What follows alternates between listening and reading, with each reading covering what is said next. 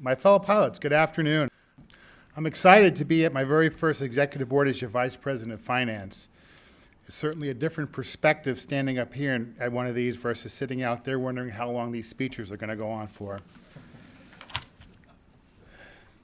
It's an exciting time to be in this position as well.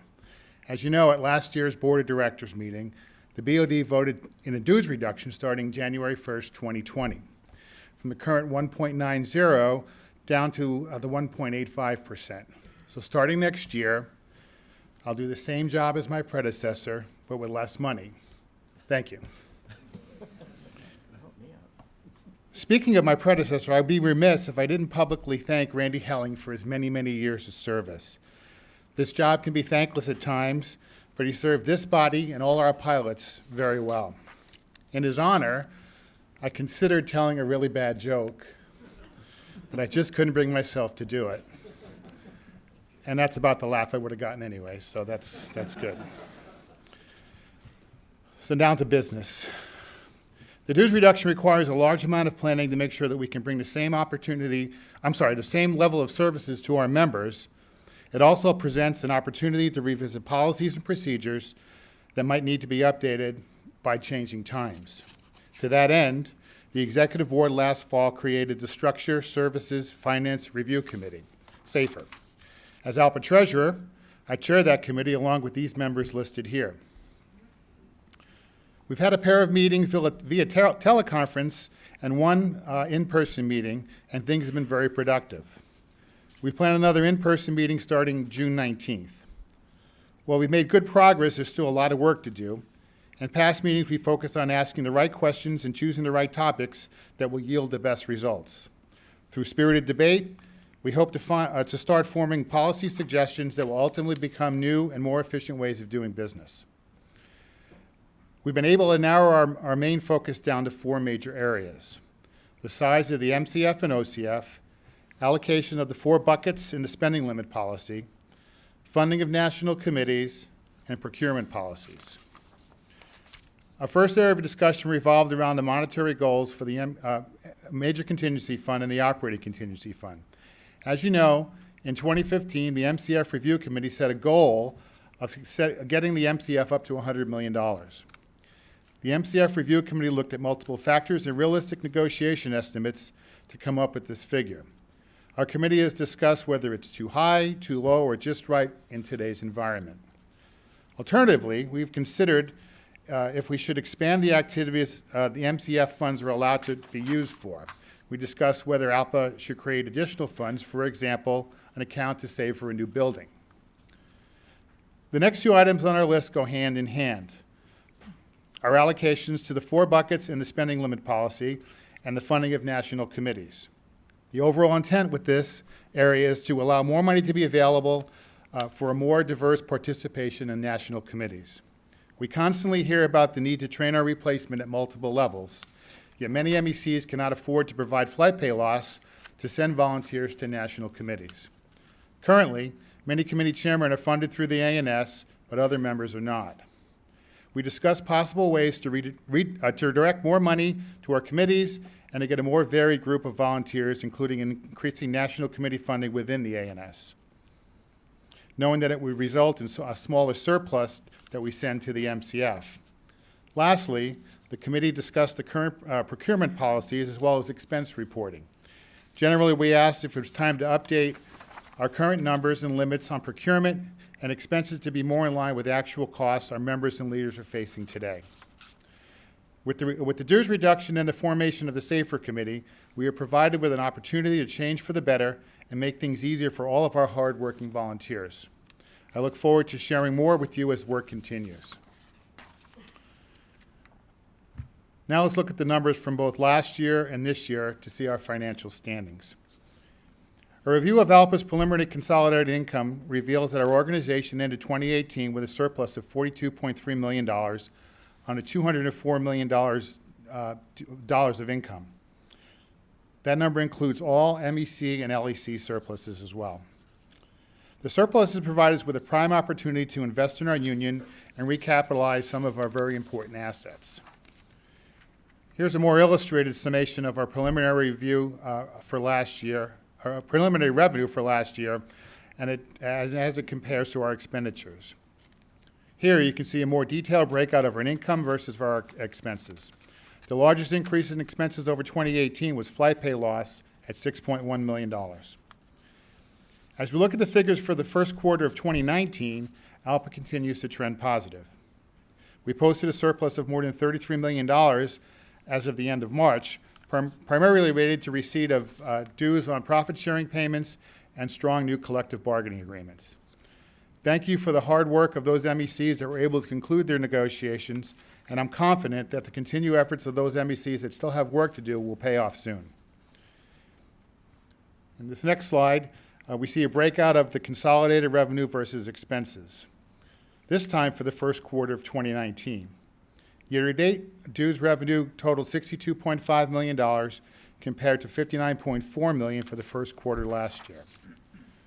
To give you more of an apples-to-apples comparison, here's our balance sheet as of March 31st, 2019, compared to the same date last year. Our net assets have increased from $154 million to $190 million.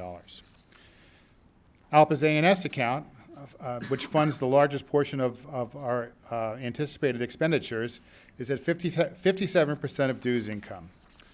And like many other figures I've highlighted, I'm pleased to report that the 2019 results thus far continue to exceed our expectations with a year-to-date surplus in the A&S of $20 million. The A&S account provides funding for ALPA national committees, BOD and presidential committees, governing body meetings, as well as professional staff to provide a broad range of benefits and services. A quick look at ALPA's consolidated operating income performance for the last 9 years reinforces the results of sound fiscal discipline and planning. 2018 was the third straight year with more than $40 million in consolidated operating income.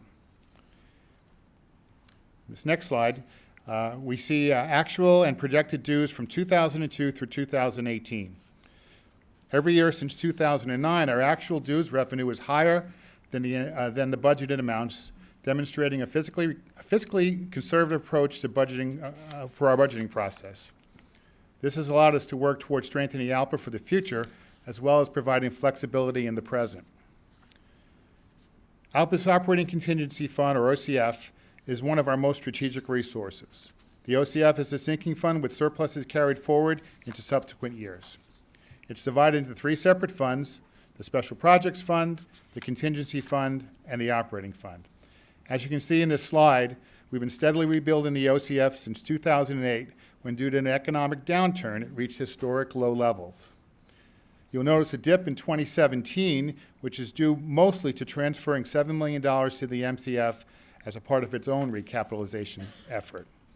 In 2018, we continued a more positive trend, and that upward trend continues in 2019 as the OCF balance as of March 31st has grown to more than $24 million. Our operating fund and contingency fund supplies supplemental income to eligible MECs for expenses related to contract negotiations and extraordinary circumstances as outlined in Section 60 of the Admin Manual. For the first quarter of 2019, the operating fund expenditures totaled roughly $297,000 with $1.5 million in potential grants committed. Currently, there are 2 outstanding loan balances from the contingency fund for $168,000. Our most visible strategic asset, of course, is our major contingency fund, or war chest. Currently, the MCF receives an annual amount of $500,000 allocation from dues, with additional money being budgeted annually from the anticipated surplus of the A&S. For 2019, that'll be $19 million.